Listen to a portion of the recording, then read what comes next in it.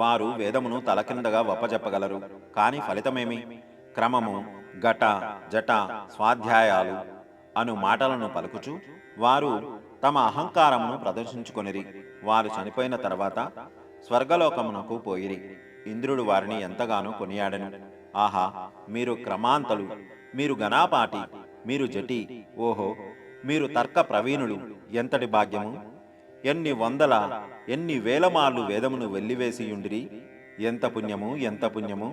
ఆ పుణ్య విశేషము చేతనే మీరు ఇంద్రలోకమునకు రాగలిగితిరి అని పొగడ్తలతో ముంచెత్తెను. ఇంద్రలోకమందలి సమస్తములైన వారలు వారిని ఎంతగానో పొగిడిరి. అయితే వారు ఆకలిచే నకనకలాడిరి.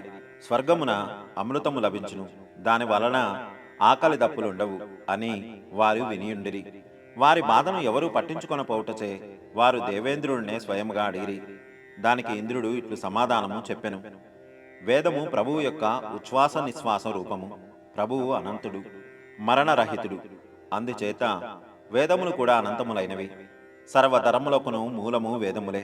వేద పఠనం వలన మీరు ప్రభువును స్తుతించినట్లే దానికి ప్రతిఫలముగా దేవతలమైన మేము కూడా మిమ్మల్ని ఎంతగానో స్తుతించుచున్నాము. లేని ఎడల నా నుండి మీరు స్తుతింపబడుట సాధ్యమా?